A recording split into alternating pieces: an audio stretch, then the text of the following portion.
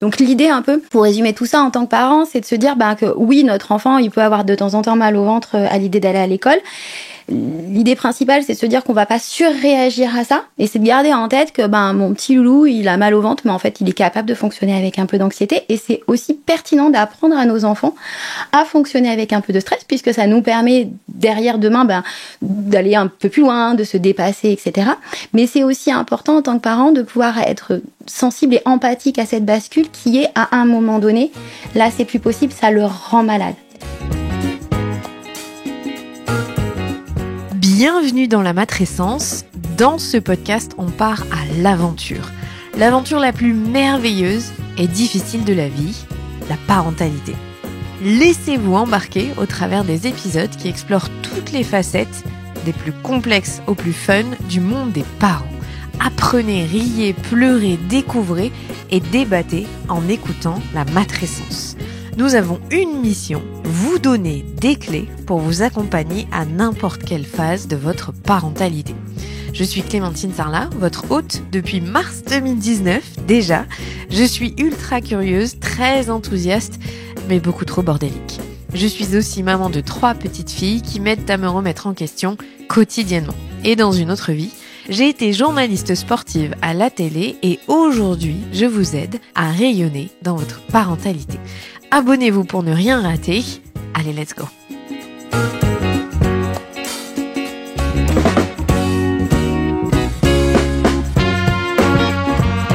Qui n'a pas connu son enfant avec un soudain mal de ventre avant d'aller à l'école ? Ou bien une crise de pleurs parce qu'il faut se préparer pour se rendre en classe. Si avoir un petit peu peur d'aller à l'école est un phénomène classique chez les enfants et les adolescents, il devient en revanche problématique quand la peur se transforme en trouble. Le refus scolaire anxieux ou phobie scolaire concernerait entre 1 à 2% des enfants scolarisés mais serait largement sous-diagnostiqué en France. Marie Gallet-Tessonneau est une des psychologues françaises spécialistes du sujet du trouble du refus scolaire anxieux. Avec Laetitia Dahéron, elles ont coécrit « Comprendre et soigner le refus scolaire anxieux ». Dans cet épisode passionnant, vraiment je vous le jure, elle nous explique que ce trouble n'a rien d'un caprice de l'enfant et qui n'est pas comparable à l'école buissonnière. C'est un trouble aux 1000 visages et qui est multifactoriel.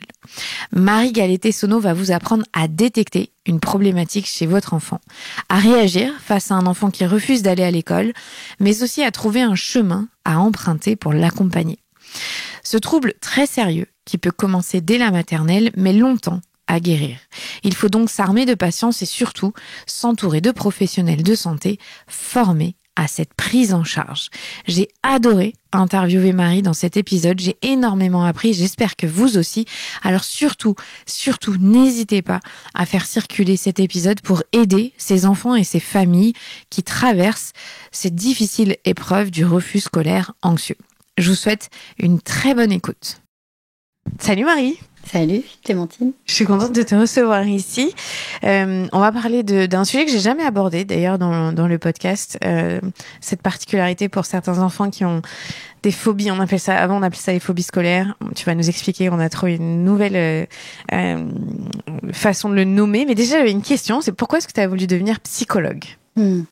C'est avant tout parce que j'avais envie de comprendre comment les gens fonctionnent, comment la psyché fonctionne, vraiment principalement une grande curiosité par rapport à ça.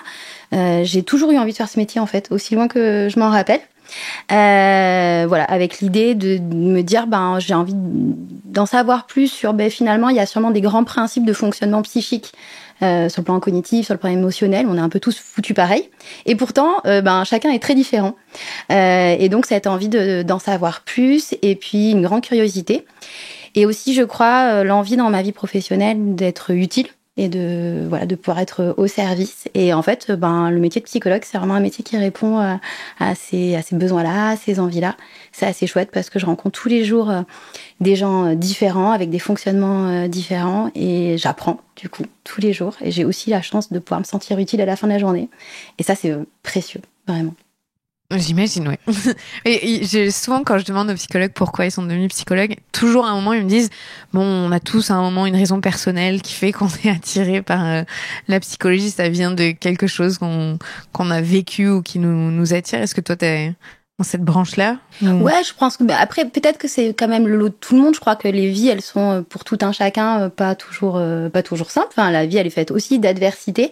Et peut-être que pour moi, il y avait aussi le besoin de comprendre que face à des adversités, chacun va avoir des styles de réponse différents, des modalités d'adaptation différentes. Malheureusement, il y a des adaptations qui sont plus pertinentes et plus agréables avec lesquelles vivre, et puis d'autres, c'est moins le cas. Et peut-être que j'avais aussi besoin d'éclairer les choses de ce côté-là. Alors, donc je disais, on va s'intéresser à un sujet assez particulier qui concerne heureusement pas tous les enfants, mais pour certains, c'est vraiment difficile de se rendre à l'école notamment.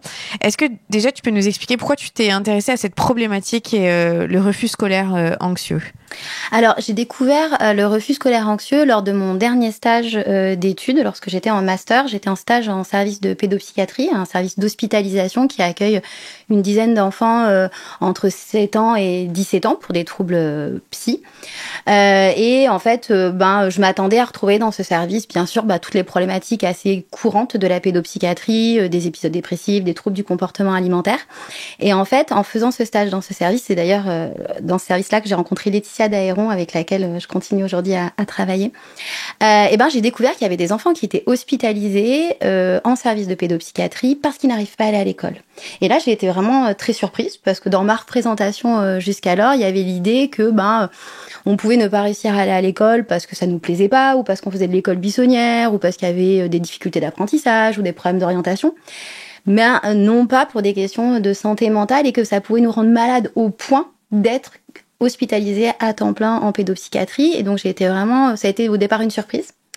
Et comme je suis curieuse et que j'ai envie de comprendre, du coup, à l'époque, j'avais décidé de faire, c'était il y a 15 ans ça, de faire mon mémoire là-dessus. Et suite à ça, j'ai enchaîné sur un doctorat, et donc j'ai fait ma thèse sur ce sujet-là. Et en fait, ça m'a passionnée. J'ai adoré ma rencontre avec les patients, avec les familles. On en reparlera aussi. C'est une problématique qui amène à beaucoup de créativité, aussi beaucoup de rigueur et de partenariat. En fait, c'est des choses qui me plaisent bien. Voilà, c'est comme ça que je m'y suis intéressée. Et donc, je montre le livre que tu as écrit avec Laetitia. Si vous regardez sur YouTube, vous pouvez le voir. Ça s'appelle « Accompagner mon enfant face à sa phobie scolaire ». C'est un manuel assez pratique qui est destiné aux professionnels, mais aussi aux parents qui ont envie d'aller un petit peu plus loin. Donc, on va parler de ça aujourd'hui. Et je tiens juste à dire, parce qu'avant que tu arrives ici, tu m'as dit « mais on se connaît, on était dans le même collège ». Donc, c'était quand même une sacrée coïncidence de se retrouver là. Alors, tu as une année plus vieille que moi. Et au collège, ça compte. Parce c'est vrai. Au collège, c'est important de chaque année, toi, t'es de 87, je suis 88, donc on se croisait pas forcément dans nos classes ou dans les cours. En fait, je suis un peu comme toi, tu vois, sur cette thématique. Moi, j'ai adoré l'école. J'ai jamais souffert d'aller à l'école. Bon, le collège, c'était un peu dur, j'avoue. Le collège, c'est pas ma meilleure période. Mais j'ai jamais été confrontée à ça.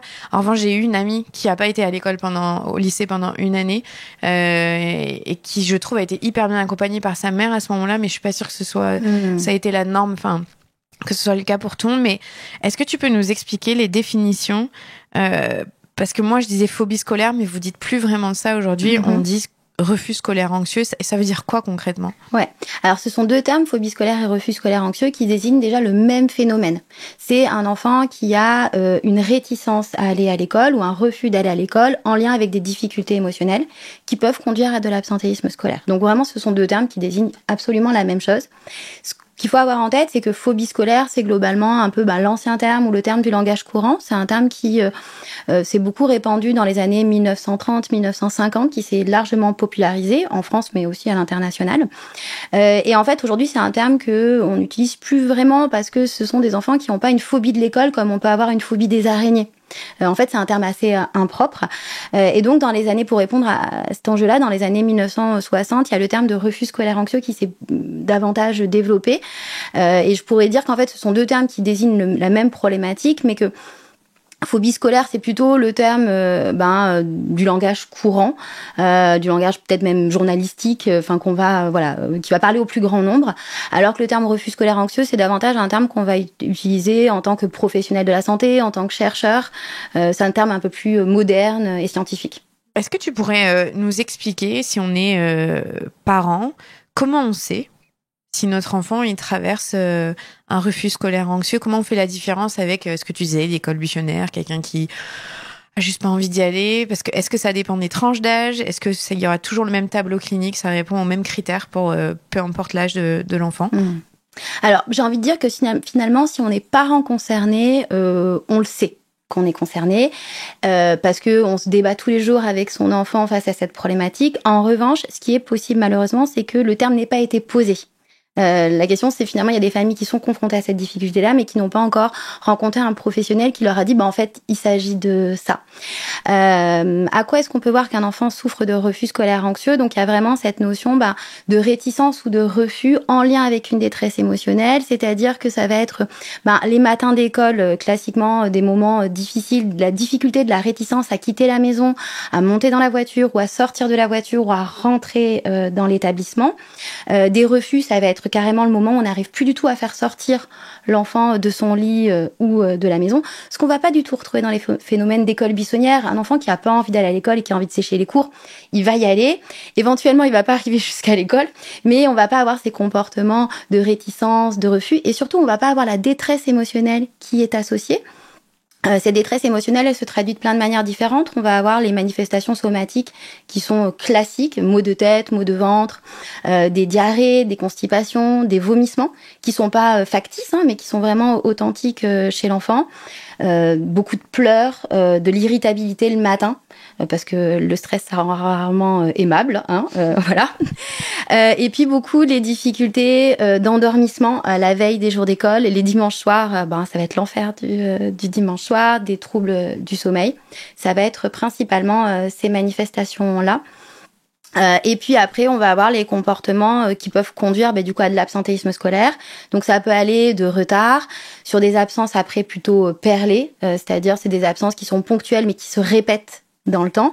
Et puis lorsque le trouble vraiment se dégrade, on va avoir des absences plus prolongées de plusieurs semaines, plusieurs mois et parfois malheureusement plusieurs années.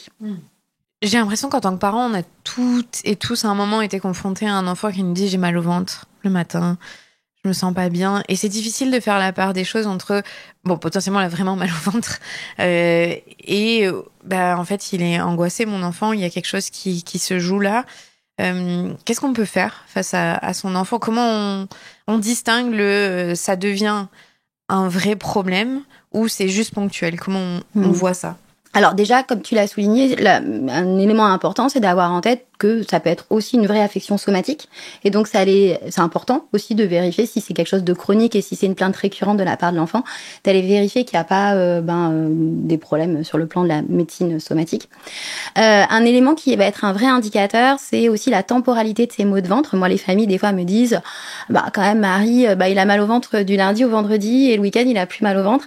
Ils sont à deux doigts de dire c'est bien la preuve qu'ils se fichent de moi. En fait, c'est surtout la preuve qu'on est vraiment face là à de l'anxiété, en fait, et c'est plutôt une information pertinente parce que ça veut dire que c'est assez congruent avec le diagnostic. Donc, on va pouvoir un peu le distinguer là-dessus. Après, la question finalement de à partir de quand est-ce que je m'alerte ou pas, ça va être une question d'intensité, de niveau de souffrance et de retentissement.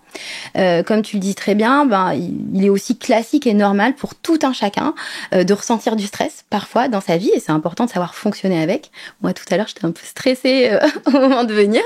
La bonne nouvelle c'est que je suis quand même sortie de ma voiture et que je suis venue jusqu'ici pour me mettre à parler. Donc ça reste du stress avec lequel j'arrive à fonctionner.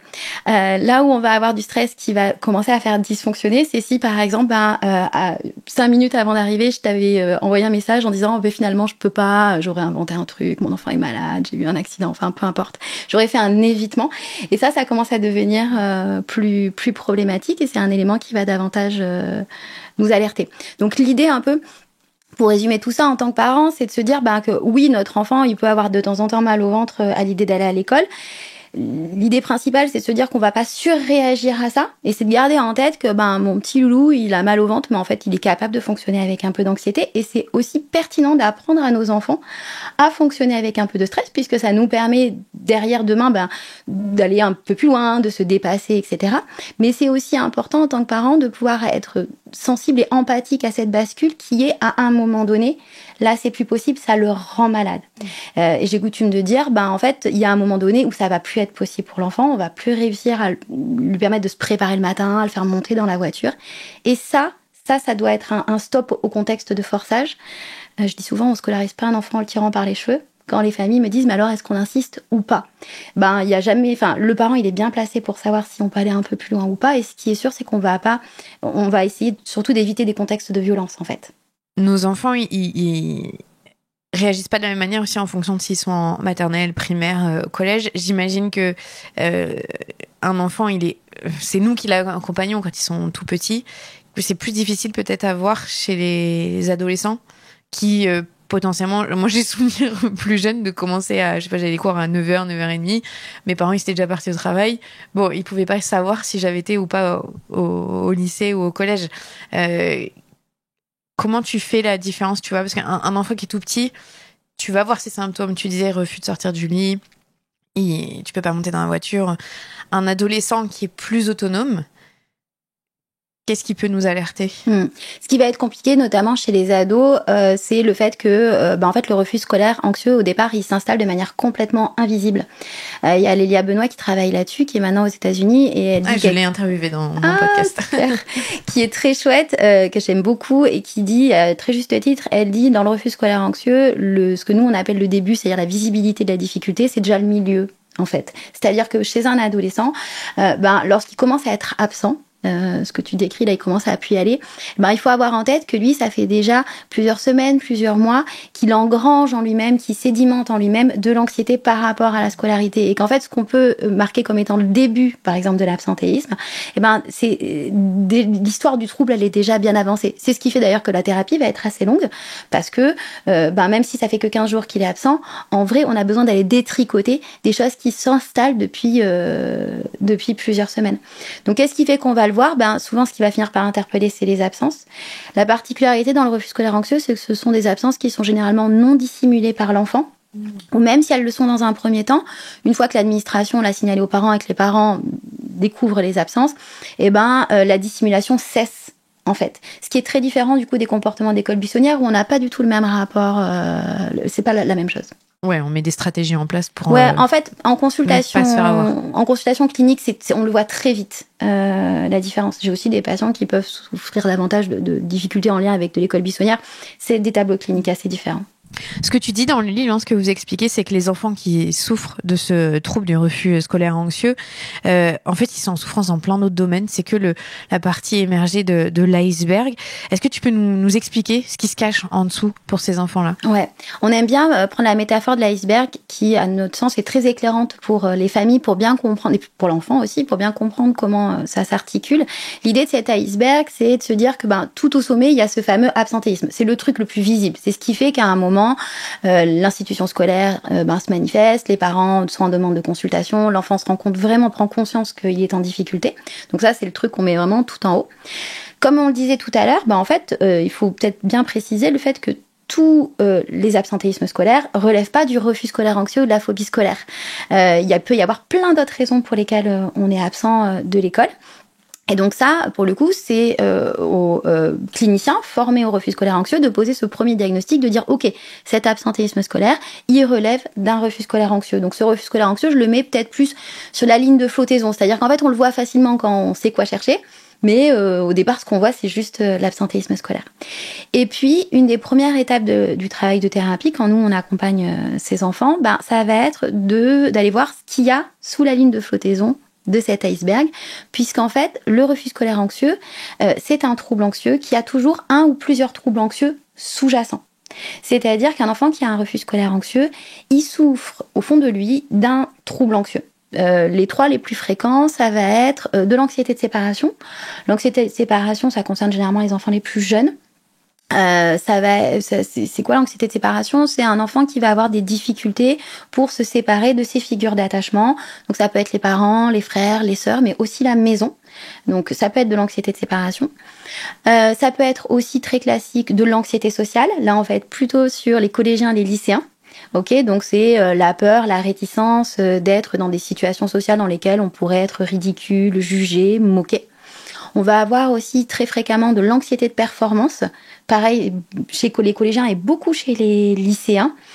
Donc c'est la peur de ne pas faire les choses parfaitement, ou d'être décevant. On va avoir le trouble panique qui est aussi très fréquent dans le refus scolaire anxieux. Donc ce sont des enfants, des adolescents qui ont peur de faire des attaques de panique, et notamment des attaques de panique en milieu scolaire. Et puis un petit dernier qui est quand même qu'on retrouve assez fréquemment dans le refus scolaire anxieux, c'est l'hémétophobie. L'hémétophobie, c'est la peur de vomir ou d'être témoin de situations dans lesquelles les gens pourraient vomir. Ça, c'est vraiment un trouble assez classique dans notre patientèle qui va entraver la fréquentation scolaire. Et du coup, c'est une première étape de notre travail de thérapie. Ça va être d'identifier quel est le trouble anxieux sous-jacent et parfois les troubles anxieux sous-jacents parce qu'on a plein de patients qui présentent et une anxiété de séparation et une anxiété sociale. C'est pas de chance, mais c'est comme ça.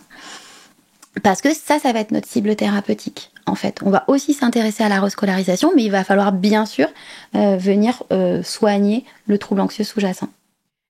Dans le livre, hein, tu parles de hémétophobie, c'est ça ? Oui. Et bon, j'ai découvert ce terme, mais je vois très bien ce que ça peut être. Et c'est fou quand tu lis les histoires de vos petits patients, patientes, de ce stress de se dire je ne peux pas aller à l'école parce que potentiellement quelqu'un va vomir devant moi ou moi j'ai mangé quelque chose qui va me donner mal au ventre, donc je vais vomir. Et donc je suis en train de scanner tous les visages de mes camarades s'ils commencent à être palos ou pas. Donc je vais partir de l'école parce que j'ai peur de... Je trouve ça tellement difficile de se dire qu'il y a des enfants qui sont déjà dans ce calcul-là d'anticipation, d'angoisse pour un symptôme qui paraît très banal à n'importe qui. Enfin, quelqu'un qui vomit, bon, c'est pas très agréable, mais ça génère pas d'angoisse. Ça viendrait d'où, cette peur-là ? C'est important ce que tu soulignes parce que justement c'est un des éléments qui est moi je trouve assez passionnant dans le refus scolaire anxieux, c'est que pour venir sur cette question de finalement vomir c'est agréable pour personne, mais de là en avoir peur c'est encore autre chose. Et je trouve que l'école c'est vraiment ça. Tu disais que t'as adoré l'école, moi aussi je suis un pur produit de l'institution scolaire et j'adore. Et d'ailleurs c'est peut-être aussi un des trucs qui m'a animée dans cette problématique. Ça me demandait de l'énergie de comprendre ce qui se passait, de pouvoir être malade d'aller à l'école. Je trouvais ça assez surprenant. Et c'est vrai que c'est peut-être bien là la difficulté dans le refus scolaire anxieux parce qu'en fait les parents, l'entourage, on se dit tous que on comprend qu'on peut être stressé à l'école. Ça nous est déjà tous arrivé d'être stressé à l'école, mais on se dit tous aussi qu'on a appris sur nous, qu'on a quand même fait face, etc. Donc en fait on a une impression de familiarité avec le fait d'avoir peur d'aller à l'école et en même temps l'idée de se dire c'est pas la mer à boire non plus. Et le truc c'est que pour nos patients il s'agit pas juste de prendre un petit peu sur eux et aussi en fait c'est clairement la mer à boire. La machine elle est cassée, ça ne fonctionne plus, ils n'arrivent plus à s'y confronter et ça, c'est un gros travail du coup qu'on fait avec les familles, avec les parents pour qu'ils puissent prendre la mesure de ça. Parce qu'en fait, si les parents ont eux-mêmes adoré l'école, ça leur semble très très loin et assez surprenant comme difficulté, mais on a aussi pas mal de patients avec des parents qui ont ressenti de l'anxiété à l'école, mais qui ont eux vécu cette idée de « mais j'ai pris sur moi ». Et donc, bon sang de bonsoir, mon enfant va bien réussir à faire la même chose. Non. Parce que lui, il souffre d'un trouble dont vous n'avez pas souffert et bien heureusement. Est-ce que ça peut commencer dès 3 ans ? Alors, on a des patients de plus en plus jeunes. Il y a aussi un effet systémique en fait et assez mécanique puisque depuis quelques années maintenant, par exemple en France, la scolarité est devenue obligatoire à partir de 3 ans, ce qui en fait amène dans des consultations des enfants qui n'y seraient pas allés auparavant. Je veux dire par là qu'aujourd'hui, je pourrais tout à fait rencontrer un patient de 4 ans parce qu'il a des difficultés anxieuses à la fréquentation scolaire, qu'on m'aurait pas amené il y a 7-8 ans en thérapie parce qu'en fait c'est un enfant qui du coup il serait allé à temps partiel ou voire il serait pas allé en se disant il est pas prêt, c'est pas le moment, on verra quand il a 6 ans. Donc oui, on en a de plus en plus pour plein de raisons différentes. Il y a aussi plus de troubles anxieux aujourd'hui chez les enfants. La place de la scolarité, toi qui as interviewé François Dupé, d'ailleurs dans un épisode passionnant, il en parle très bien. Moi, je trouve que c'est une pépite. Sociologue. Ouais, son livre qu'il a écrit, c'est vraiment une pépite. Ça explique très bien les choses sur le plan du système et de la société. Donc l'école a jamais eu une place aussi importante dans notre société. Et donc tout ça fait que effectivement, ça touche des enfants de plus en plus jeunes. En fait. Tu l'expliques très bien, c'est que toi et moi, on a eu un rapport heureux à l'école, sauf que dans le livre, vous le notez, vous le décrivez de manière à ce qu'on comprenne, nous, lecteurs, à quel point ça peut être source de complexité de problématiques relationnelles, d'angoisse pour les enfants. Est-ce que tu peux nous expliquer tout ce qui se joue à l'école finalement, qu'on peut ne pas voir quand ça s'est déroulé de manière sereine? Ouais, en fait, l'école, c'est 1001 situations qui peuvent générer de l'anxiété. Déjà, le matin, va falloir se lever. Il y a la peur d'être à l'heure ou pas à l'heure. Et il y a des enfants qui, dès le plus jeune âge, ont des intolérances à l'incertitude, par exemple, et vont être très très inquiets de savoir est-ce qu'ils vont être à l'heure ou pas à l'école. Ceux qui, par exemple, souffrent d'hémétophobies, ça va être les enjeux autour de qu'est-ce que je vais manger au petit déjeuner ou pas, sans trouble du comportement alimentaire, mais c'est juste parce ils ont des calculs autour de si j'ai le ventre plein, je risque de vomir, donc je mange pas. En même temps, si je mange pas à 10h, j'ai mal au ventre. Donc à 10h, je me dis oh là là, j'ai mal au ventre, peut-être que je vais vomir. Enfin, c'est le serpent qui se mord la queue. Puis ensuite, il va falloir quitter la maison, se séparer de papa, maman, de la maison, de ses frères, de ses sœurs. Et quand on a de l'anxiété de séparation, c'est difficile. Il faut ensuite rentrer dans l'institution scolaire avec plein d'adultes auxquels il va falloir s'adresser. Et il y a des enfants qui sont inconfortables à l'idée de s'adresser à des adultes ou s'adresser à des camarades. Et il y en a d'autres pour qui ça va être davantage ça qui va être compliqué.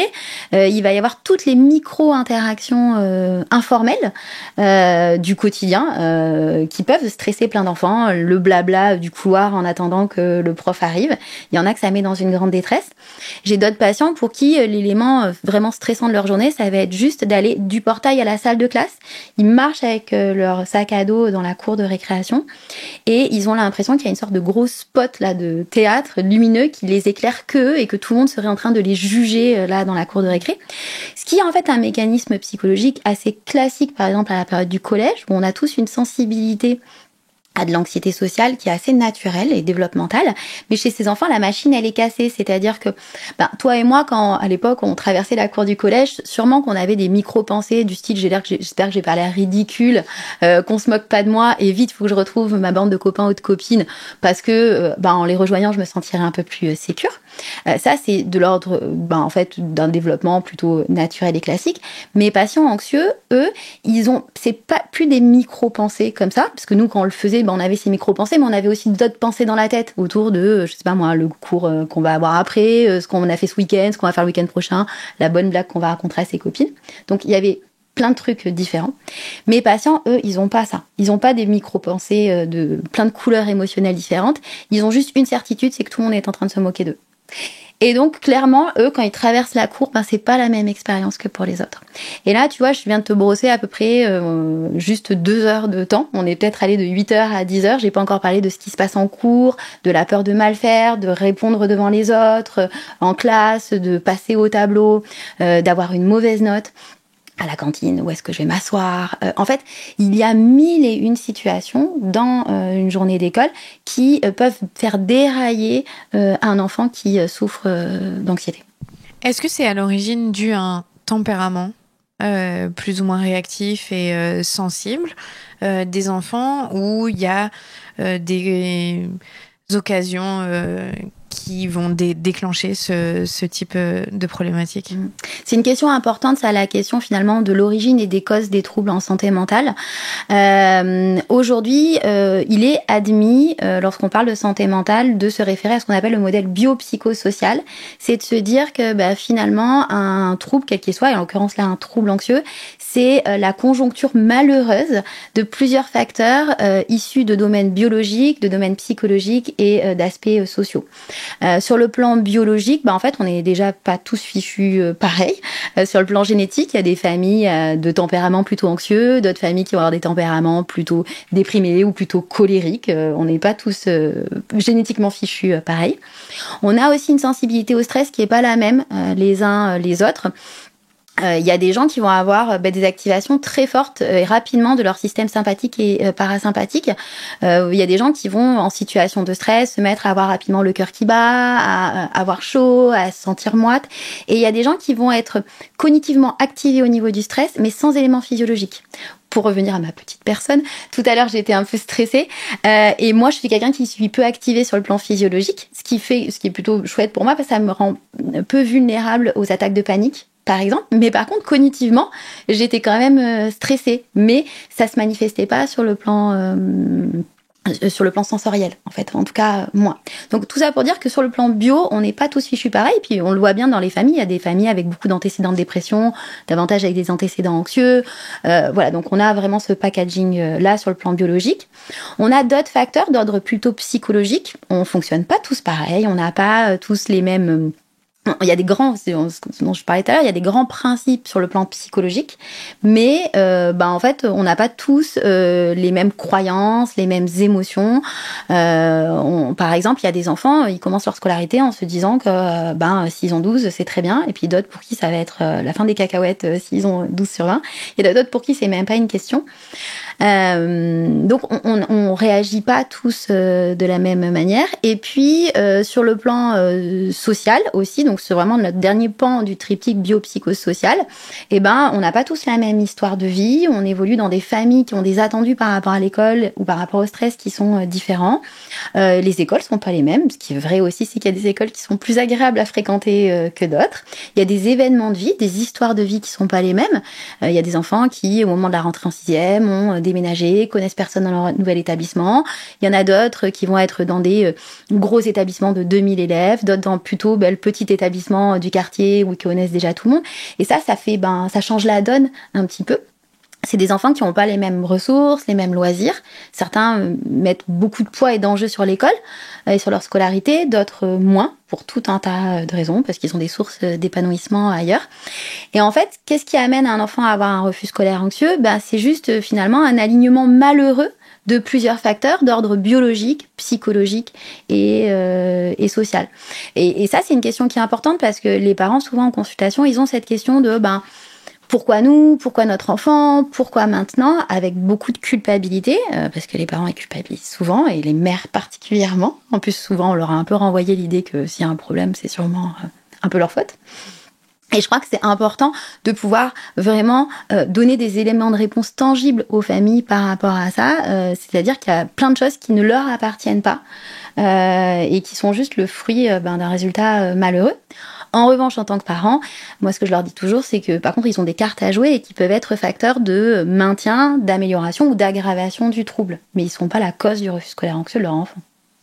Est-ce que, justement, il y a un décalage avec les parents entre ce que comprennent les parents du comportement de leur enfant qui peut, en plus, j'imagine aussi avoir un comportement parfois agressif ou qui vient exprimer un mal-être et qui n'est pas agréable pour nous. Donc un décalage entre ce que voit le parent et ce que vit réellement l'enfant. Ça arrive souvent, ça ? Oui, c'est fréquent. Comme tu le dis très bien, et comme on disait tout à l'heure, l'anxiété, ça rend rarement aimable.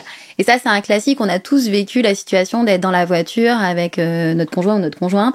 On va à un rendez-vous important, on est en retard. Et là, clairement, c'est pas le meilleur, la meilleure présentation qu'on ait. On peut être assez désagréable. Ça va être une expression du stress qui va être naturellement assez agressive. Surtout si l'autre en face nous dit mais non, ça va aller, stresse pas, etc. Et on s'est rarement arrêté en se disant ouais, maintenant que tu le dis, effectivement, je vais arrêter de stresser. Généralement, non. Au contraire, ça vient remettre un petit coup de boost là, et donc l'autre va faire un peu paratonnerre. Et donc, effectivement, on peut avoir des écarts comme ça. Le niveau de conflit intrafamilial dans le cadre d'un refus scolaire anxieux mal accompagné ou pas accompagné, il peut être énorme. Malheureusement, il peut y avoir énormément d'incompréhension entre le parent et l'enfant. Les parents, ils font bien comme ils peuvent, à la hauteur des informations qu'ils ont. Donc, généralement, ils ont tout testé avant de venir nous voir. Ils me disent, mais nous, on a essayé la carotte et le bâton, presque la carotte et le bâton en même temps, et ça ne marche pas, parce que, pour plein de raisons.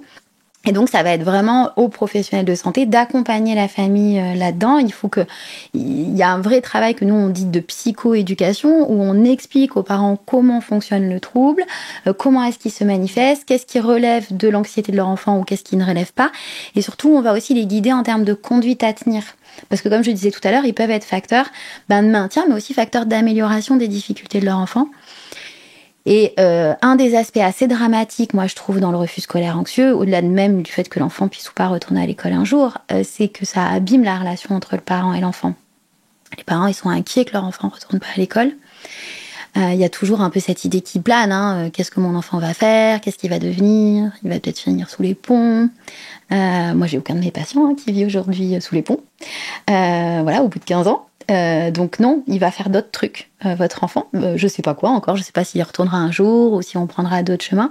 Mais en fait, ce qui fait qu'à un moment donné, il y a beaucoup de conflits entre le parent et l'enfant, c'est ce stress pour le parent d'être inquiet pour son enfant.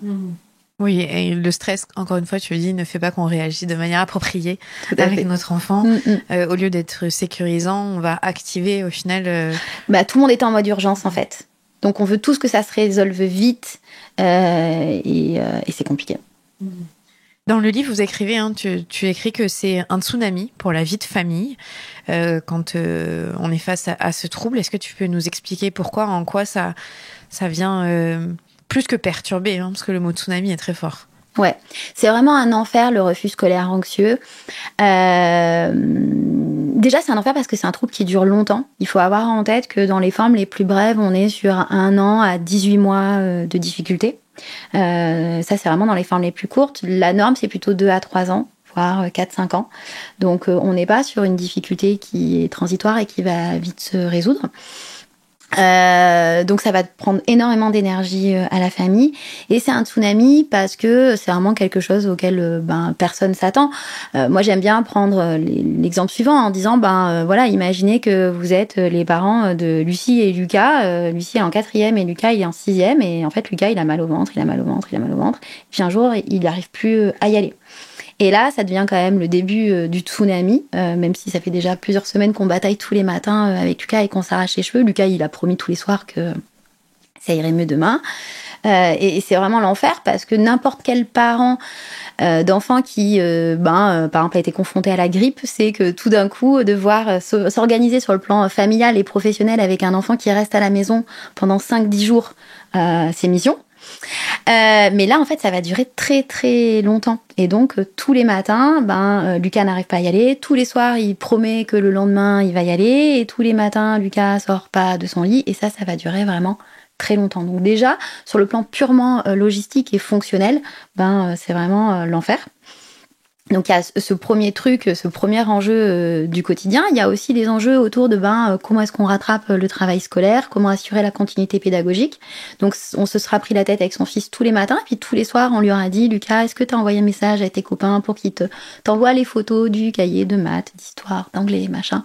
Lucas l'aura fait ou pas fait. Enfin Lucas, il a 12 ans, il fait ce que... Voilà. Il fait des choses plus ou moins comme tous les enfants de cet âge-là. Donc, il y aura de nouveau un conflit à la maison autour de ça. Il y a l'inquiétude en tant que parent de se dire comment je m'occupe de mon enfant tous les jours. Est-ce que je le laisse tout seul ou pas? Qu'est-ce qu'il va manger à midi? Le temps des écrans. Qu'est-ce que je fais pour contrôler le temps qu'il va passer sur les écrans?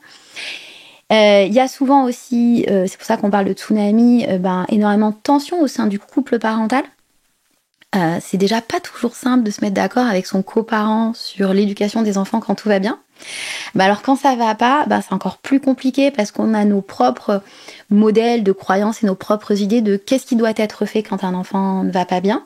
Et donc chaque parent réagit avec son propre style. Donc il y a aussi les engueulades du matin entre parents sur tu le couves trop ou t'es trop exigeant ou exigeante avec lui. Enfin voilà, chacun avec un peu son prisme et sa manière de voir les choses.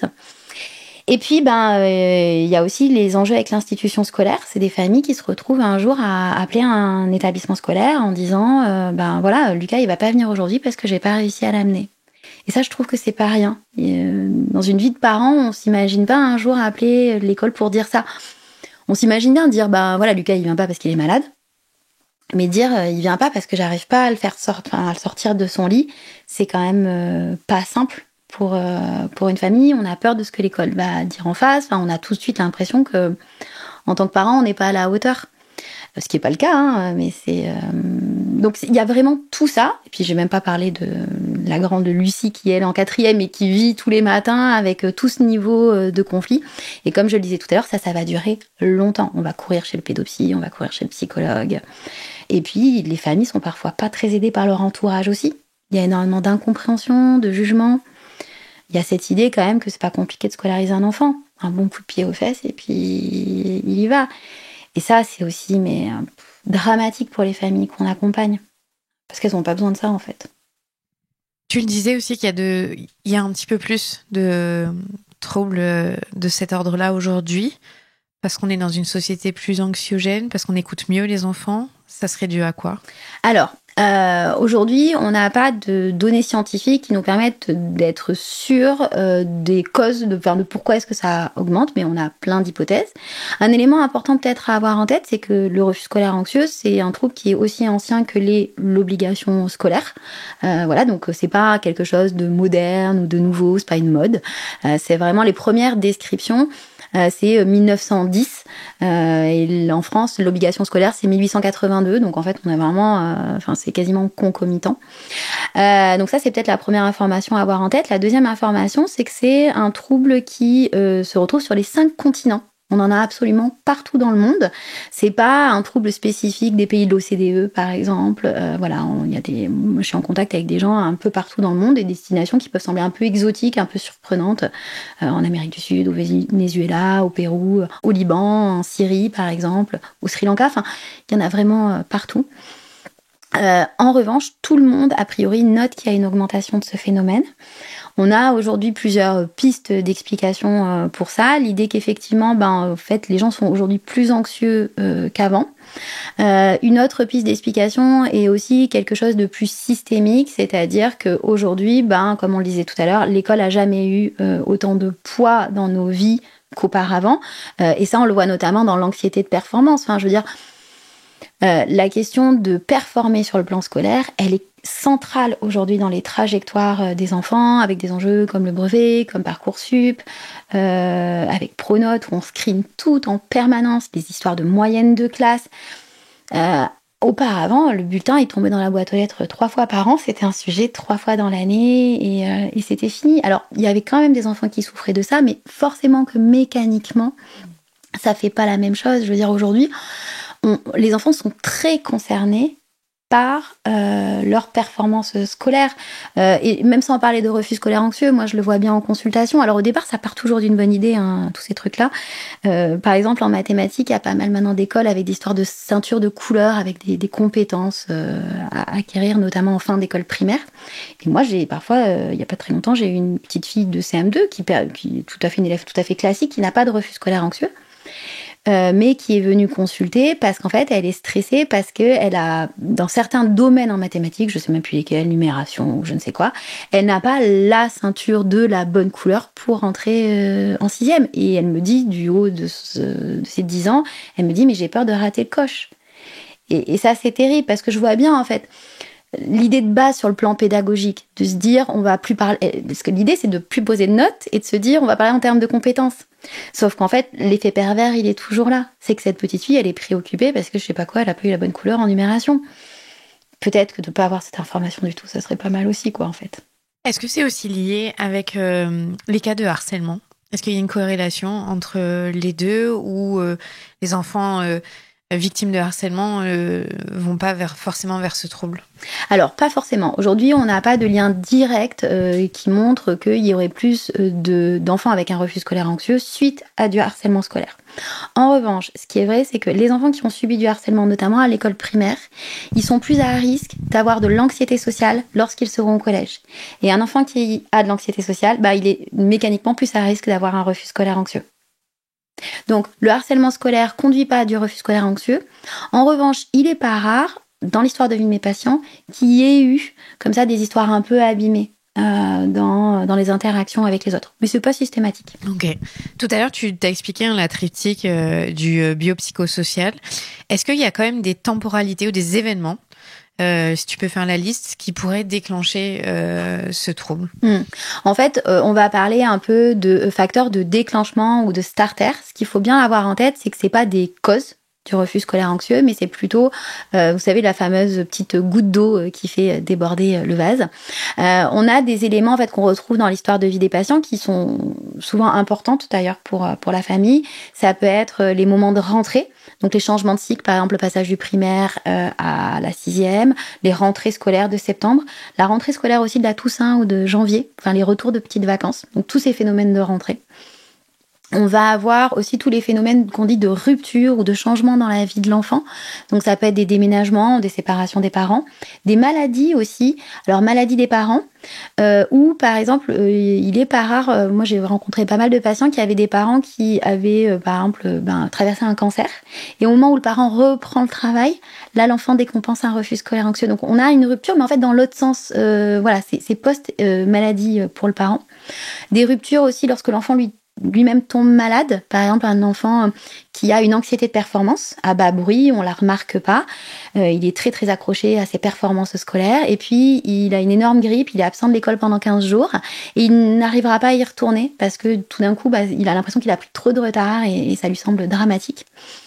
Donc des éléments à valeur de rupture comme ça, ou par exemple le départ de la maison d'un grand frère, d'une grande sœur. Toutes ces petites choses-là, un décès éventuellement aussi. Et ensuite, plutôt des éléments qui correspondent aux relations interpersonnelles, donc des conflits, donc avec le ou la meilleure amie, des difficultés dans l'ambiance de classe, des situations aussi, il n'est pas rare, d'humiliation avec un enseignant, des enfants qui disent, voilà, moi, le truc qui a déclenché le refus scolaire anxieux, c'est lorsque la prof de maths a dit ceci ou le prof de français a dit cela. Ce qui est important à avoir en tête, c'est que c'est pas ça, c'est pas des causes du refus scolaire anxieux. Des fois, au début de thérapie, les familles arrivent en disant c'est pour ça qu'il y a un refus scolaire anxieux, c'est parce qu'il s'est passé tel truc, parce qu'on a divorcé, parce qu'on a déménagé, parce qu'il est rentré en 6e ou parce que la prof de français a eu des propos humiliants devant la classe. Ça, c'est pas la cause de leur refus scolaire anxieux, c'est le déclencheur. Ouais. C'est intéressant, je trouve que tu dis ça parce que ça permet aussi aux parents de se dire ok, c'est à partir de ce moment-là que j'ai remarqué au final, qu'il y a eu une mise en action. Mais ça se construit bien en amont, oui. La problématique. Et c'est important pour moi, en tant que thérapeute, de les accompagner dans cette compréhension-là, parce que du coup, ma cible thérapeutique, ça va pas être ça. Ma cible thérapeutique, c'est le trouble anxieux sous-jacent, en fait. Parce que de toutes les manières, je peux pas faire grand-chose pour le cancer de papa, ou ce qu'a dit la prof de français, ou le conflit avec Joséphine. Donc, du coup, c'est important pour moi que l'enfant et la famille comprennent ça de manière à ce qu'ils comprennent pourquoi moi, en thérapie, je vais aller m'intéresser à ce qu'il y a sous mon iceberg, en fait. Donc, tu parlais de cette triptyque, mais tu parles aussi du trio gagnant dans le livre. C'est quoi le trio gagnant ? Le trio gagnant, c'est la famille et l'enfant, l'institution scolaire et le soignant. On a besoin de ces trois entités autour de la table pour accompagner correctement un enfant et ses parents face au refus scolaire anxieux. Tout va vraiment reposer là-dessus. C'est ce qui d'ailleurs en fait du coup des prises en charge qui sont très riches et très créatives. Et dans ce trio gagnant, chacun va devoir se retrousser les manches et faire sa part du job. C'est-à-dire que moi en tant que thérapeute, il y a des choses que je demande à l'enfant de faire et à la famille de faire parce qu'ils ont aussi leur carte à jouer. Il y a des choses qui vont incomber à l'école et en premier lieu l'accompagnement administratif face aux difficultés de l'enfant et la continuité pédagogique, la mise en place d'un PAI, pouvoir récupérer les contenus des cours, etc., permettre des validations de notes, des choses qui incombent à l'école en fait, et tout ce qui concerne le soignant, voilà le thérapeute pour aller accompagner et soigner le trouble anxieux. Et pour le coup, nous en tant que soignants, on se doit aussi du coup d'expliquer à la famille ce qu'il va falloir faire et de faire des préconisations pour l'institution scolaire.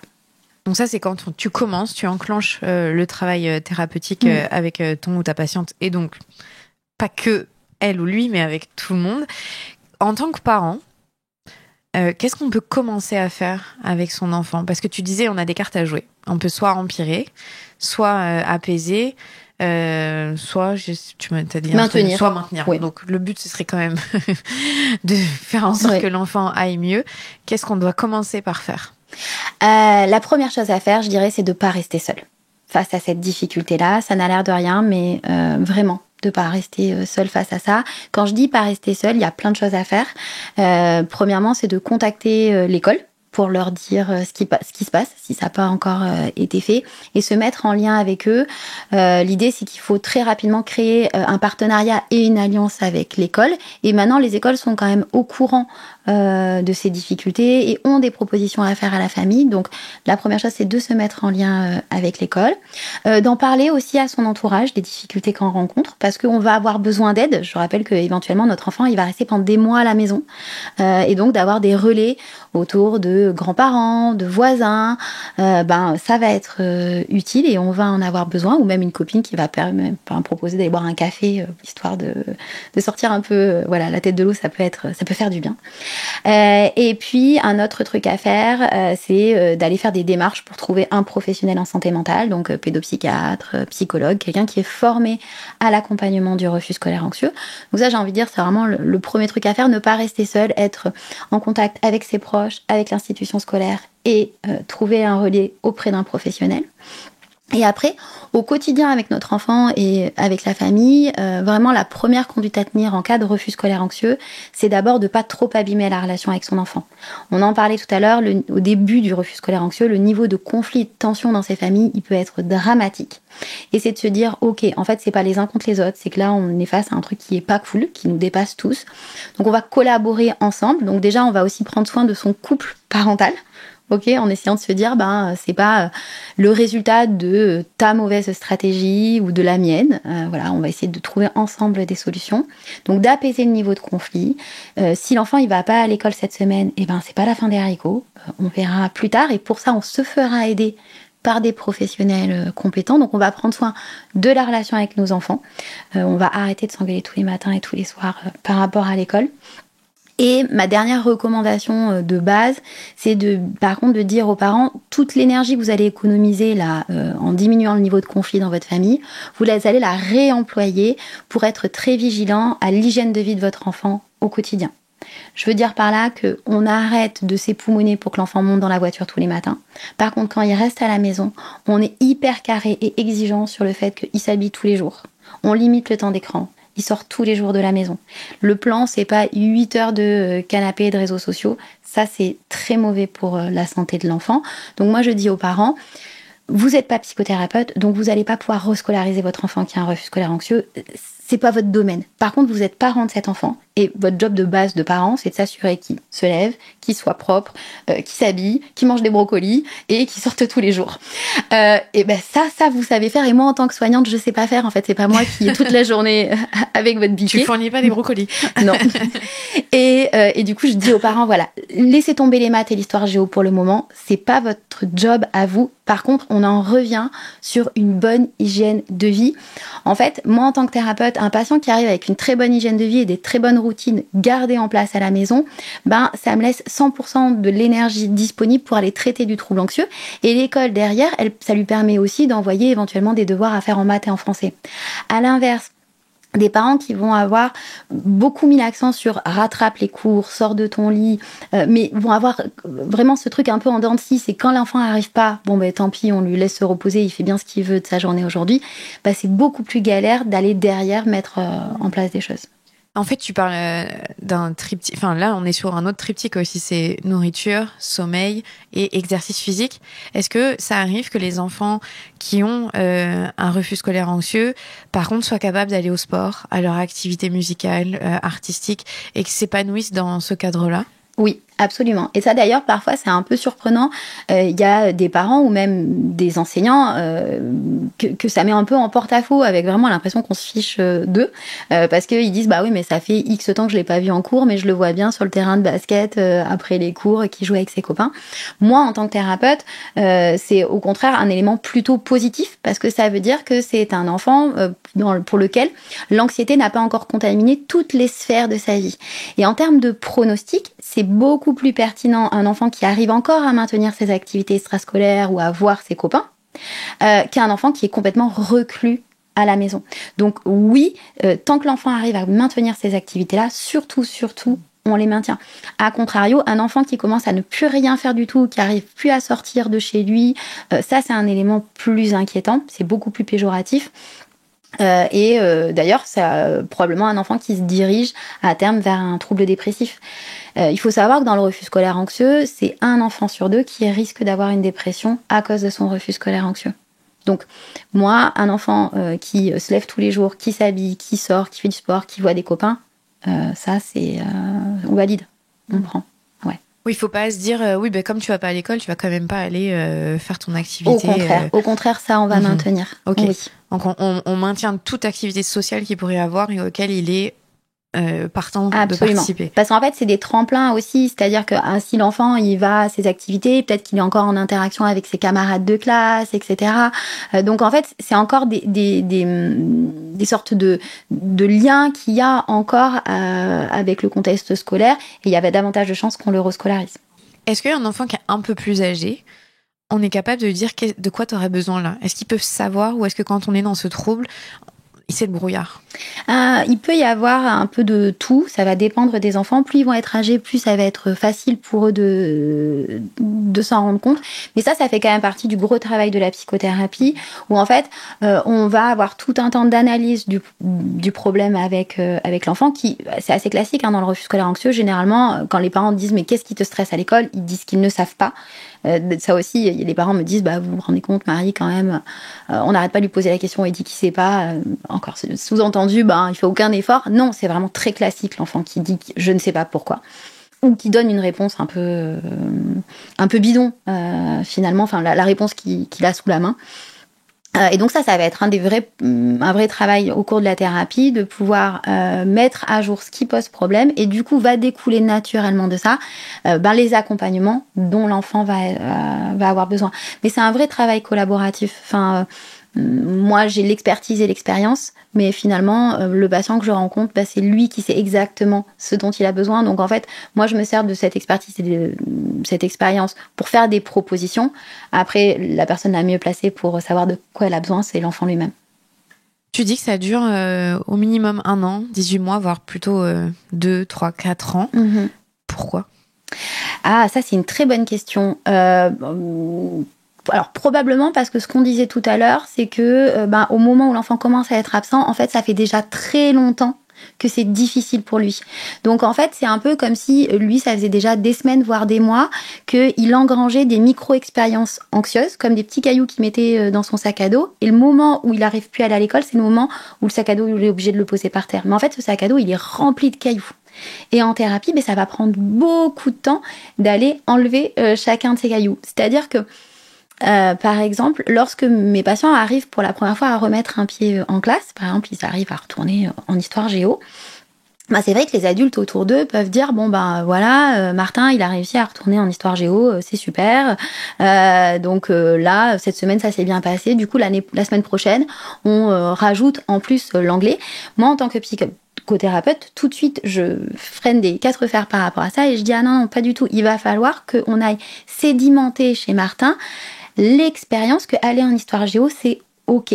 Parce que lui la première fois qu'il est allé en histoire géo, il va juste se dire ok, ça s'est bien passé cette fois-ci. Il n'est pas encore en phase d'apprentissage. Tout apprentissage repose sur de la répétition. Et donc, il va falloir le répéter un sacré paquet de fois avant que ça soit intégré. Il y a une métaphore que j'aime bien utiliser en thérapie, c'est de dire aux parents, imaginez que aller en mathématiques, pour la majorité des enfants, c'est juste, je suis dans ma petite voiture et je prends un chemin, une autoroute, par exemple, et hop, je vais en mathématiques. C'est facile. Votre enfant, lui, il n'a pas d'autoroute, ça n'existe plus, il a un champ d'herbe. Et la première fois qu'on va aller en mathématiques, en fait, c'est comme si avec nos petits pieds, on traversait ce champ d'herbe, et une fois que vous avez traversé un champ d'herbe, vous avez l'herbe qui est couchée. Ça, c'est quand je l'ai fait une fois. Je reviens 2 heures plus tard, l'herbe, elle est de nouveau toute droite.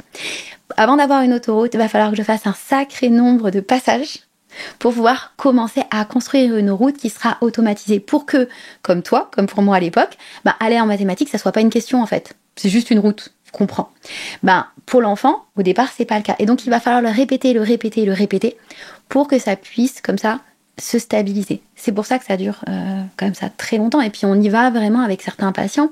Ça va plus vite, mais avec la majorité, on y va vraiment pas à pas. Il y a d'abord une première partie de la thérapie où on vise pas la rescolarisation tout de suite, où on va des fois, pendant plusieurs mois, aller soigner le trouble anxieux qui a immobilisé l'enfant sur plein de pans de sa vie avant même de pouvoir envisager de remettre un pied à l'école. Donc là, on est clairement sur une déscolarisation, ce qui veut dire qu'on est même plus sur faire des devoirs, répondre aux demandes des acquis de l'éducation nationale. Ça dépend. Il peut y avoir tout type de configuration. Moi, j'ai des patients qui vont pas aller à l'école pendant plus d'1 an, tout en réussissant à maintenir un peu de temps de travail à la maison, soit en lien direct avec leur établissement scolaire, qui donne des contenus, ils les font, ils rendent des devoirs maison qui sont notés et on y arrive comme ça, ou avec le CNED. par exemple, l'apprentissage par correspondance. J'ai certains patients pour lesquels la simple vue d'un cahier les rend malades. Et là, pendant 1 an, voire plus, on ne va plus du tout parler d'apprentissage. Tu l'as mentionné, hein, aujourd'hui, on est dans une situation où l'école est obligatoire à partir de 3 ans. Avant, c'était 6 ans. Ça doit faire 3 ans maintenant, pas beaucoup plus, 3-4 ans. Est-ce que ça a eu un effet négatif par rapport à ça ? Le fait qu'on les scolarise très tôt et certains enfants sont pas prêts. Il y a beaucoup de pays où c'est qu'à partir de 6 ans. Hein. On est un des rares pays de l'OCDE dont tu parlais à le faire aussitôt. Alors c'était pour une raison sur une loi sur le séparatisme. J'ai lu un article dans Le Monde il y a très peu de temps qui expliquait que c'était très mitigé les résultats par rapport à ça. Parce qu'aujourd'hui, pour connaître des gens qui sont en scolarité à la maison, il y a quand même beaucoup de disparités sur la capacité de le faire. Il y a beaucoup de contrôles qui sont c'est pas très homogène. C'est facilement autorisé de déscolariser un enfant aujourd'hui, ou vous devez vous battre avec l'institution ? Alors, la particularité du refus scolaire anxieux, c'est que ça va être pour motif médical. Au même titre que ça pourrait être le cas pour un enfant qui a besoin de soins répétés ou prolongés, ou qui est hospitalisé pour une durée très longue. Donc là, on n'est pas sur une démarche d'instruction en famille pour des motifs de valeur ou des projets de famille, en fait. Donc, finalement, à partir du moment où c'est visé et que c'est pour motif médical, on est vraiment sur des parcours différents. D'autant plus que moi, mes patients, certains sont inscrits au CNED et arrivent à suivre une scolarité avec le CNED, mais pour certains, notamment ceux qui ont de l'anxiété de performance, par exemple, même la scolarité avec le CNED, elle va être très chaotique. Et c'est pour ça qu'on reste sur un dispositif médical, parce que, par exemple, ces enfants qui sont au CNED, il faut quand même que nous, on soit en lien avec les responsables du CNED pour dire, en fait, voilà, là, Soledad, elle n'a pas pu envoyer les évaluations de ce mois-ci parce que son anxiété a reflambé dernièrement. Donc, en fait, on n'est pas du tout sur les mêmes instances de contrôle, on est vraiment sur, du CNED, mais pour des raisons médicales. En fait, c'est en ça que c'est assez différent. Et c'est aussi pour ça que tu disais, il faut faire diagnostiquer, il faut s'entourer de professionnels de santé pour pouvoir avoir accès à ça, et que quand ça a traîné, on peut pas déclencher les bons mécanismes pour pouvoir aussi être soulagé face à l'institution, parce que j'imagine parfois c'est une bataille pour les parents. Oui, tout à fait. Il peut y avoir énormément de culpabilité pour les familles, et puis il y a malheureusement encore des situations dans lesquelles les familles sont suspectées de complaisance par rapport aux absences de l'enfant. Moi j'ai régulièrement des parents de patients qui reçoivent des courriers de la DSDEN, de l'académie, sur le ton de la menace, avec des menaces même de sanctions financières. Tu sais, maintenant on peut avoir des amendes. Et ça, je trouve que c'est vraiment la double peine, parce que c'est par ailleurs des familles pour lesquelles il y a un suivi pédopsychiatrique, l'enfant est en hôpital de jour, et on reprend toujours un peu la même chose, c'est de se dire en fait, si cet enfant il avait un cancer, est-ce qu'on dirait ça à ces parents-là? J'espère pas d'ailleurs. Mais c'est vraiment cette question la double peine, parce que c'est des parents qui courent déjà partout, de professionnel en professionnel, qui essayent de faire tourner la maison, de gérer aussi éventuellement leur vie pro. Certains sont obligés de s'arrêter de travailler, surtout quand les enfants sont très jeunes. Et ça leur demande aussi, encore une fois, de justifier des choses, de devoir multiplier les démarches. C'est assez casse-pied. Qu'est-ce qui est le plus difficile pour les parents ? C'est une bonne question. Je crois qu'il y a plusieurs étapes finalement. Sur le moment, il y a sûrement l'urgence, la question de se dire est-ce qu'on fait des bons choix, est-ce qu'on est entouré des bonnes personnes. Il y a aussi cette question très forte de se dire mais qu'est-ce que mon enfant va devenir, ce que je comprends, parce que effectivement se dire un enfant qui quitte l'école et qui va pas y revenir avant 4 ans, il va faire quoi et comment est-ce qu'on y retourne plus tard. Moi, avant de découvrir cette problématique, j'imaginais difficilement comment on pouvait faire sans aller à l'école pendant 2 ans. Enfin, ça me semblait, j'avais l'impression qu'on tombait dans une sorte de vide, on était hors système en fait. Et ça, c'est très très stressant pour les parents. Moi, j'ai la chance maintenant que c'est les patients au cours des années qui m'ont montré qu'en fait on fait plein de choses, et on a souvent des nouvelles de nos patients, et ça c'est génial, parce qu'en fait ils font leur vie d'adulte et ils vont bien. Donc ça, c'est plutôt chouette. Donc je crois qu'effectivement, il y a des inquiétudes sur le plus tard. Et puis surtout aussi quand les enfants s'enfoncent sur un épisode dépressif. Ça, je crois que c'est dramatique de voir son enfant qui est aux prises avec la dépression. C'est quoi les conséquences sur le long terme? On a des études, tu vois, sur comment vont les patients derrière. Ouais. En termes de pronostic, on a classiquement 3 trajectoires possibles. On a à peu près un patient sur 2, je te le fais à la louche, mais un patient sur 2 qui arrive à retourner en classe et qui réintégrera une scolarité classique. Ce qui veut dire quand même qu'il y en a un sur 2 qui n'y retournera pas. Donc moi, quand je fais des formations auprès des professionnels de l'éducation nationale, je leur dis quand des fois ils ont un logiciel éducation nationale, ils se disent il faut qu'en 3 mois on ait réglé le problème. Alors là, moi je leur explique que ça va pas être aussi rapide.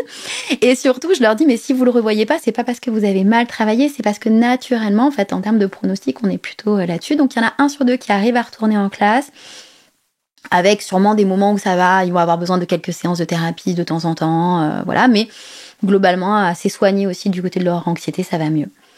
On a ensuite à peu près 30% des patients qui ne retourneront pas ou très peu dans le système scolaire, en tout cas dans un premier temps. Éventuellement, ils y retourneront plus tard, voilà, pour à l'âge adulte, mais 30% qui n'y retournent pas ou peu, mais qui par contre, on va avoir une nette amélioration de leurs troubles anxieux.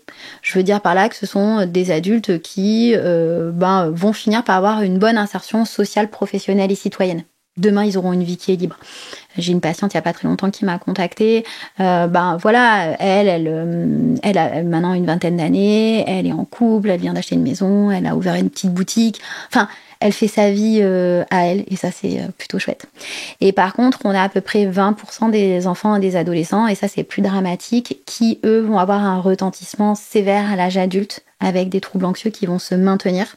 Et pour le coup, avec un handicap sur le plan de l'insertion sociale, professionnelle et citoyenne. Ce sont par exemple des adultes qui souffrent d'agoraphobie, qui n'arrivent pas à sortir de chez eux.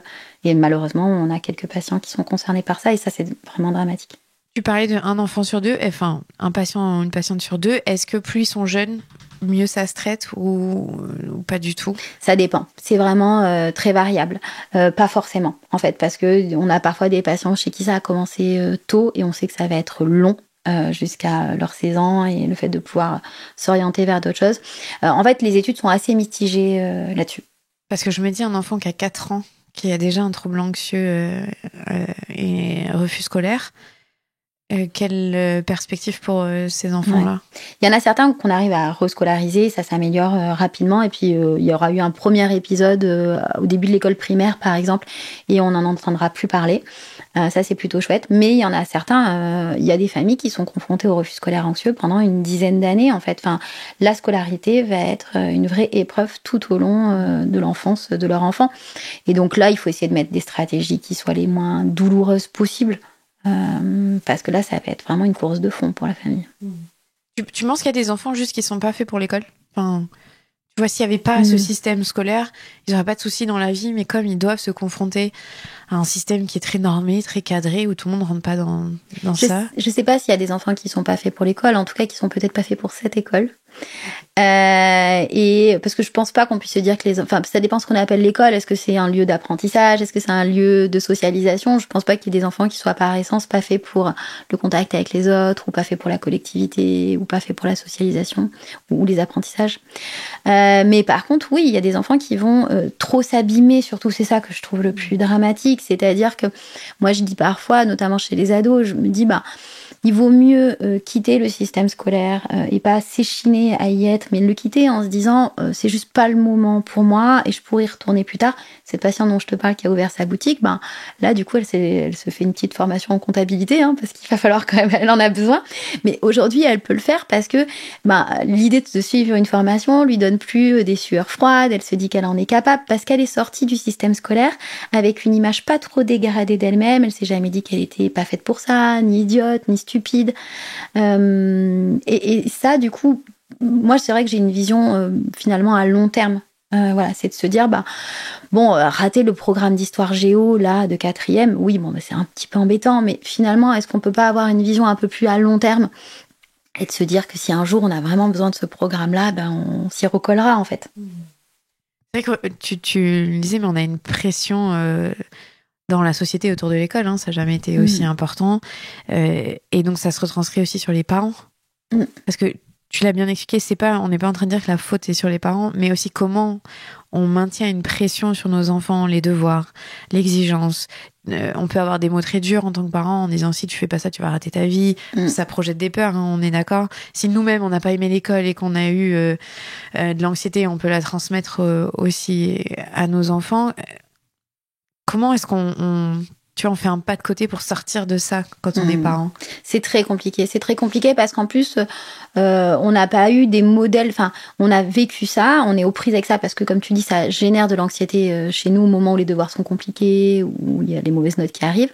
Et puis, on a aussi, même s'il y a aujourd'hui des modifications des modèles parentaux, on a en fait nous-mêmes eu des parents qui ont eu ces discours-là. Et donc, c'est ça le modèle qu'on a eu. Donc il y a vraiment ce stress en tant que parent et c'est très compliqué de faire un pas de côté. Après, il y a quand même, ça fait partie aussi du job de parent d'être un peu casse-pied sur la question de la scolarité avec nos enfants. Et ça, j'ai envie de dire, dans ce qui concerne la normalité, c'est-à-dire venir un peu embêter notre enfant en 3e parce que ça serait bien qu'il révise un peu son brevet. C'est au même titre que de manger des brocolis. Enfin, voilà, ça fait partie du job. Mais là, on va parler des enfants pour qui ça roule. Je crois que le truc à avoir en tête, c'est qu'à partir du moment où mon enfant, ça le fait trop souffrir, là, il faut s'arrêter parce que on risque de trop abîmer la relation. Il y a un élément qui me semble quand même important à garder en tête, c'est que chez les enfants qui sont malades de l'école, ça vaut pas le coup de sacrifier notre relation avec notre enfant sur l'autel de la scolarité. Il y a des familles dans lesquelles il y aura eu tellement de disputes à propos des notes, tellement de disputes à propos des devoirs que l'enfant plus tard ou l'adolescent sera trop fâché après son parent par rapport à ça et on abîme la relation avec notre enfant. Ça, c'est un mauvais calcul. Parce que la relation parent-enfant, c'est aussi une relation qui est protectrice de d'autres choses. Quand l'enfant il va grandir, il aura 16, 17, 18 ans, puis 20 ans, 25 ans, il va avoir besoin de son parent pour d'autres choses que de surveiller les devoirs faits en maths. Ça va être important pour l'obtention d'un permis de conduire, pour les premières consommations de substances, pour les premières relations amoureuses, les premières ruptures amoureuses, les gros chagrins, obtenir un emploi, trouver un stage, la première fiche d'imposition. En fait, un parent dans la vie de son enfant, il va être présent à chacune de ces étapes. Et lorsqu'il y a eu la relation trop abîmée par rapport à la scolarité, c'est un enfant qui, lorsqu'il aura besoin de son parent pour ces choses-là, par exemple à 2h du matin, parce qu'il est arrivé un couac et qu'il a besoin d'appeler son parent, en fait, il le fera pas. Ça, c'est un pari qui vaut pas le coup, je trouve. Dernière question pour terminer, même si je sais que tu pourrais dire beaucoup plus de choses, mais il y a le livre qu'on peut lire et déjà, je pense que ça va aider beaucoup de parents. Si on ne prend pas en compte ces problématiques, il se passe quoi pour l'enfant? Déjà, le risque, c'est, comme on le disait tout à l'heure, c'est une péjoration trop importante des troubles anxieux avec un enfant qui va pas soigner du côté de son anxiété et derrière, un adulte qui va avoir en fait un handicap associé trop important. Donc, par exemple, un adulte qui va devenir agoraphobe et qui demain pourra plus faire sa vie. Ça, c'est embêtant. Après, il y a sûrement aussi plein de personnes qui ne consultent jamais. Pour tout un tas de raisons et qui arrivent aussi à faire leur vie de la même manière qu'il y a des gens qui arrivent à se sortir de la toxicomanie tout seuls. Enfin, je crois aussi qu'il y a des gens qui ont des ressources internes qui font qu'ils arrivent à bricoler et tricoter des histoires heureuses. Donc bien sûr, moi je suis soignante et j'ai tendance à me dire que faut aider les gens, il faut pas qu'ils restent tout seuls face à leurs problèmes. Mais ce qui est vrai aussi, c'est qu'il y a des gens qui vont bien, ils s'en sont débrouillés eux-mêmes et ça c'est chouette. On a des ressources. Oui. Et c'est aussi ça notre rôle de parents, c'est leur montrer qu'ils ont des ressources à nos enfants. Quand tu parlais des cartes à jouer, c'est de les soutenir là-dedans, pas de les maintenir dans leurs difficultés sans non plus vouloir les forcer. C'est tout la difficulté, j'imagine, d'arriver à trouver ce juste milieu entre je suis là, je sais que t'es capable, mais je comprends aussi que c'est trop dur. L'enfant, il a des ressources et la famille aussi, elle a des ressources. Faut faire preuve de créativité aussi. Ça, des fois, c'est vraiment une vraie planche de salut, la créativité. Merci beaucoup, Marie. Merci, Clémentine. Ça va mieux? T'es moins stressée? Ouais. Tu sais que j'interviewe souvent des psychologues et je vois le coup rouge qui arrivent, les plaques rouges, et je me dis toujours c'est marrant parce que les psychologues, j'imagine pas. On n'imagine pas. Tu sais qu'ils se stresseraient de devoir parler en micro. Parce que c'est une situation nouvelle pour nous. Exactement. Non mais j'imagine bien. Mais moi je suis très habituée à parler, donc ça n'est plus une situation de stress pour moi. Mais je me dis toujours les psychologues, pourtant je penserais pas que mais vous êtes des humains comme tout le monde. Absolument, tout à fait, exactement. Merci beaucoup Marie. Je t'en prie. Vous venez d'écouter un nouvel épisode de La Matrescence. Merci infiniment pour votre soutien. Si vous voulez découvrir de nouvelles pépites, n'hésitez pas à aller sur le site www.lamatrescence.fr. Vous pouvez également vous abonner à la newsletter qui sort tous les vendredis. Rendez-vous également sur le site pour pouvoir vous inscrire. Ensuite, vous devez vous abonner sur votre plateforme d'écoute pour pouvoir recevoir les notifications. C'est ce qui fait grandir ce podcast. Merci infiniment et continuez de partager ce savoir autour de vous. Je sais que c'est comme ça que beaucoup des auditrices et des auditeurs ont découvert ce podcast. Alors un grand merci. Prenez soin de vous. À la semaine prochaine.